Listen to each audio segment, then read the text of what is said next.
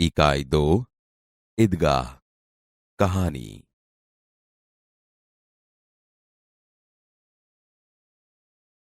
कहानी का श्रवण कीजिए। रमजान के पूरे 30 रोजों के बाद आज ईद आई है। कितना मनोहर, कितना सुहावना प्रभात है। आज का सूर्य देखो, कितना प्यारा, कितना शीतल है, मानो संसार को ईद की बधाई दे रहा है। गांव में कितनी हलचल है। ईदगाह जाने की तैयारियां हो रही है। किसी के कुर्ते में बटन नहीं है, पड़ोस के घर में सुई धागा लेने दौड़ा जा रहा है। किसी के जूते कड़े हो गए हैं, उनमें तेल डालने के लिए तेली के पास भागा जाता है। जल्दी जल्दी बैलों को सानी पानी दे दें। ईदगाह से लौटते लौटते दोपहर हो जाएगी। 3 कोस का पैदल रास्ता, फिर सैकड़ों आदमियों से मिलना भेंटना। दोपहर के पहले लौटना असंभव है। लड़के सबसे ज्यादा प्रसन्न है। किसी ने एक रोजा रखा है, वह भी दोपहर तक, किसी ने वह भी नहीं। लेकिन ईदगाह जाने की खुशी उनके हिस्से की चीज है। रोजे बड़े बूढ़ों के लिए होंगे, इनके लिए तो ईद है। रोज ईद का नाम रटते थे, आज वह आ गई। अब जल्दी पड़ी है कि लोग ईदगाह क्यों नहीं चलते। उनकी अपनी जेबों में तो कुबेर का धन भरा हुआ है। बार बार जेब में से अपना खजाना निकाल कर गिनते हैं और खुश होकर फिर रख देते हैं। महमूद गिनता है, 1, 2, 10, 12। उसके पास 12 पैसे हैं। मोहसिन के पास 1, 2, 8, 9, 15 पैसे हैं। इन्हीं अनगिनत पैसों से अनगिनत चीजें लाएंगे। खिलौना, मिठाइयां, गेंद और जाने क्या क्या। और सबसे ज्यादा प्रसन्न है हामिद, गरीब सूरत, दुबला पतला लड़का, जिसका बाप गत वर्ष हैजे की भेंट हो गया। फिर एक दिन मां भी मर गई। अब हामिद अपनी बूढ़ी दादी अमीना की गोद में है और उतना ही प्रसन्न है। हामिद के पांव में जूते नहीं है। सिर पर एक पुरानी टोपी है, जिसका एक गोटा काला पड़ गया है। फिर भी वह प्रसन्न है। अभागिन अमीना अपनी कोठरी में बैठी रो रही है। आज ईद का दिन और उसके घर में दाना नहीं। इस अंधकार और निराशा में वह डूबी जा रही है। किसने बुलाया था इस निगोड़ी ईद को? अमीना का दिल कचोट रहा है। गांव में बच्चे अपने अपने बाप के साथ जा रहे हैं। हामिद का बाप अमीना के सिवाय और कौन है? उसे कैसे अकेले जाने दे? उस भीड़ भाड़ में बच्चा कहीं खो गया तो क्या होगा? नहीं, अमीना उसे यों न जाने देगी। नन्ही सी जान 3 कोस चलेगा कैसे? पैरों में छाले पड़ जाएंगे। जूते भी तो नहीं है। कुल 2 आने पैसे बच रहे हैं। 3 पैसे हामिद की जेब में, 5 अमीना की बटुए में। यही तो बिसात है और ईद का त्योहार। अल्लाह ही बेड़ा पार लगाए। हामिद भीतर जाकर दादी से कहता है, तुम डरना नहीं अम्मा, मैं सबसे पहले आऊंगा। गांव से मेला चला और बच्चों के साथ हामिद भी जा रहा था। कभी दौड़कर आगे निकल जाता, फिर किसी पेड़ के नीचे खड़े होकर साथ वालों का इंतजार करता। हामिद के पैरों में तो जैसे पर लग गए हैं। वह कभी थक सकता था। बड़ी बड़ी इमारतें आने लगी। यह अदालत है, यह कॉलेज है, यह कलाघर है। आगे चले। हलवाइयों की दुकानें शुरू हुई। आज खूब सजी हुई थी। इतनी मिठाइयां कौन खाता है? देखो ना, एक एक दुकान पर मनो होंगी। सहसा ईदगाह नजर आई। इमली के घने वृक्षों की छाया है। नीचे पक्का फर्श है, उस पर जाजिम बिछी हुई है। रोजेदारों की पंक्तियां एक के पीछे एक न जाने कहां तक चली गई हैं। यहां कोई धन और कोई पद नहीं देखता। इन ग्रामीणों ने भी वजू किया और पिछली पंक्ति में खड़े हो गए। कितना सुंदर संचालन है, कितनी सुंदर व्यवस्था। हजारों सिर एक साथ सिजदे में झुक जाते हैं, फिर सब एक साथ खड़े हो जाते हैं, मानो भ्रातृत्व का एक सूत्र समस्त आत्माओं को एक कड़ी में पिरोए हुए हैं। नमाज खत्म हो गई। लोग आपस में गले मिल रहे हैं।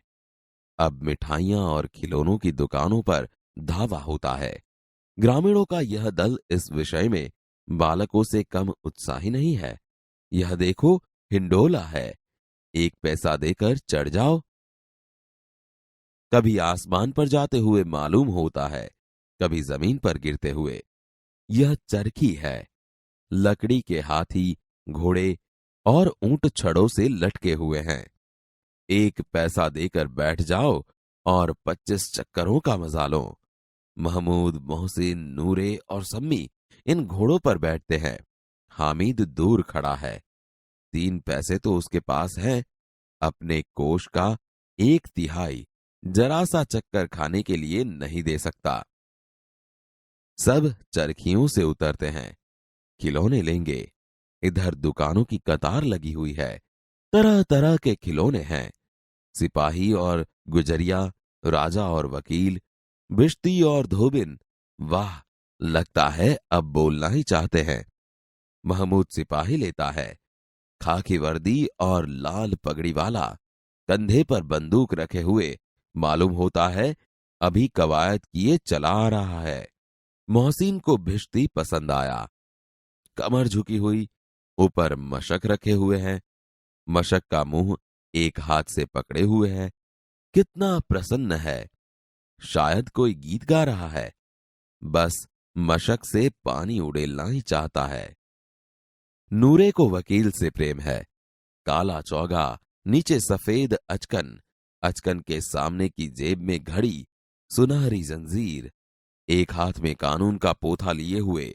मालूम होता है अभी किसी अदालत से जिरह या बहस के लिए चले आ रहे हैं। ये सब 2-2 पैसों के खिलौने हैं। हामिद के पास कुल 3 पैसे हैं। इतने महंगे खिलौने कैसे ले? खिलौना कहीं हाथ से छूट पड़े तो चूर चूर हो जाए, जरा पानी पड़े तो सारा रंग धुल जाए। ऐसे खिलौने किस काम के? उन्हें लेकर वह क्या करेगा? खिलौनों के बाद मिठाइयां आती है। किसी ने रेवड़ियां ली है, किसी ने गुलाब जामुन, किसी ने सोहन हलवा। मजे से खा रहे हैं। हामिद बिरादरी से पृथक है। अभागे के पास 3 पैसे हैं। क्यों नहीं कुछ लेकर खाता? ललचाई आंखों से सबकी ओर देखता है। मिठाइयों के बाद कुछ दुकानें लोहे की चीजों की हैं, कुछ गिलट और कुछ नकली गहनों की। लड़कों के लिए यहां कोई आकर्षण नहीं है। वे सब आगे बढ़ जाते हैं। हामिद लोहे की दुकान पर रुक जाता है। कई चिमटे रखे हुए हैं। उसे ख्याल आया दादी के पास चिमटा नहीं है। तवे से रोटियां उतारती है तो हाथ जल जाते हैं। अगर वह चिमटा ले जाकर दादी को दे तो कितनी प्रसन्न होंगी। फिर उनकी उंगलियां कभी न जलेंगी। घर में एक काम की चीज हो जाएगी। खिलौने से क्या फायदा? व्यर्थ में पैसे खराब होते हैं। जरा देर ही तो खुशी होती है। फिर तो खिलौनों की ओर कोई आंख उठाकर नहीं देखता, या फिर घर पहुंचते पहुंचते टूट फूट कर बर्बाद हो जाएंगे। चिमटा कितने काम की चीज है। रोटियां तवे से उतार लो, चूल्हे में सेंक लो। कोई आग मांगने आए तो चटपट चूल्हे से आग निकालकर उसे दे दो। अम्मा बेचारी को कहाँ फुर्सत है कि बाजार जाएं, और इतने पैसे ही कहाँ मिलते हैं। रोज हाथ जला लेती है। हामिद के साथी आगे बढ़ गए हैं। सबील पर सब शरबत पी रहे हैं। देखो, सब कितने लालची हैं। इतनी मिठाइयां ली, मुझे किसी ने एक भी न दी। उस पर कहते हैं, मेरे साथ चलो, मेरा यह काम करो, मेरा वह काम करो। अब अगर किसी ने कोई काम करने को कहा तो पूछूंगा, खाएं मिठाइयां? आपका मुंह सड़ेगा, फोड़े फूसियां निकलेंगी, आप ही जबान चटोरी हो जाएगी। तब घर से पैसा चुराएंगे और मार खाएंगे। अम्मा चिमटा देखकर मेरे हाथ से लेंगी और कहेंगी, मेरा बच्चा अम्मा के लिए चिमटा लाया है, कितना अच्छा लड़का है। इन लोगों के खिलौनों पर कौन इन्हें दुआएं देगा? बड़ों की दुआएं सीधे अल्लाह के दरबार में पहुंचती है और तुरंत सुनी जाती है। मेरे पास पैसे नहीं हैं तो क्या, मैं गरीब सही, किसी को कुछ मांगने तो नहीं जाता। उसने दुकानदार से पूछा, यह चिमटा कितने का है? 6 पैसे लगेंगे। हामिद का दिल बैठ गया। फिर भी बोला, ठीक ठीक बताओ। ठीक ठीक, 5 पैसे लगेंगे। लेना है तो लो, नहीं तो चलते बनो। हामिद ने कलेजा मजबूत करके कहा, 3 पैसे लोगे? और वह आगे बढ़ गया ताकि दुकानदार की घुड़कियां न सुने। लेकिन दुकानदार ने घुड़कियां नहीं दी, बुलाकर चिमटा दे दिया। हामिद ने उसे इस तरह कंधे पर रखा मानो बंदूक है। फिर शान से अकड़ता हुआ संगियों के पास गया। मोहसिन ने हंसकर कहा, यह चिमटा क्यों लाया बुद्धू? इसका क्या करेगा? हामिद ने चिमटे को जमीन पर पटक कर कहा, जरा अपना भिस्ती तो जमीन पर गिराओ, सारी पसलियां चूर चूर हो जाएं बच्चों की। महमूद बोला, तो यह चिमटा कोई खिलौना है?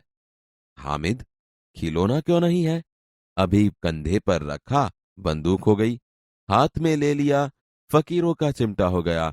चाहूं तो इससे मंजीरे का काम ले सकता हूं।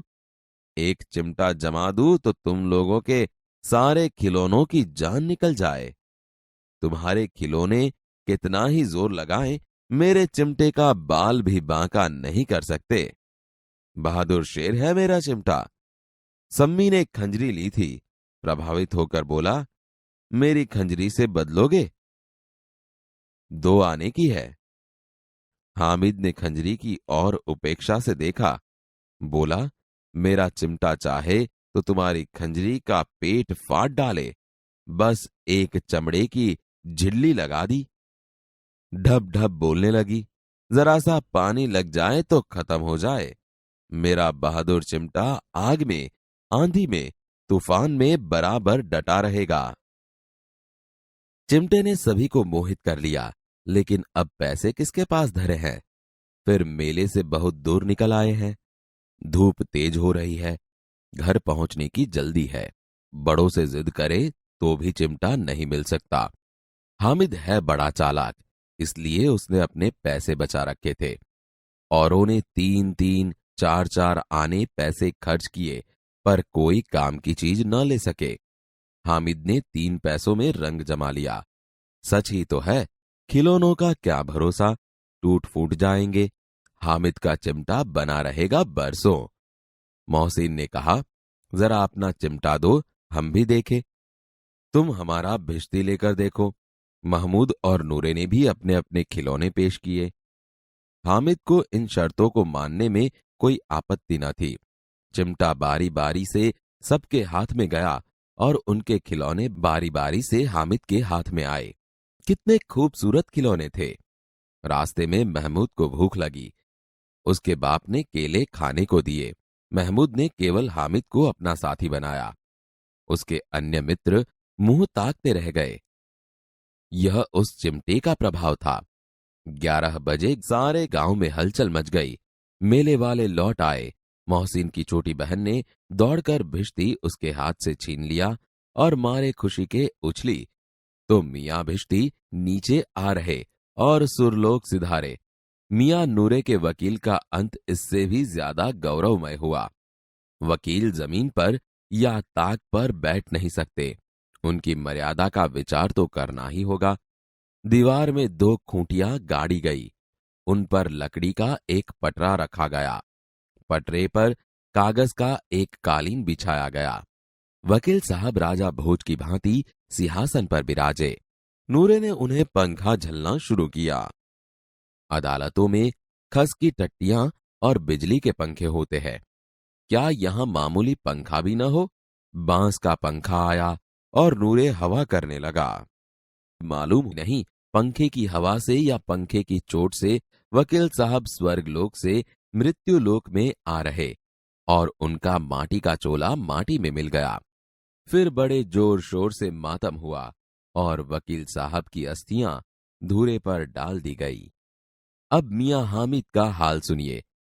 अमीना उसकी आवाज सुनते ही दौड़ी और उसको गोद में उठाकर प्यार करने लगी।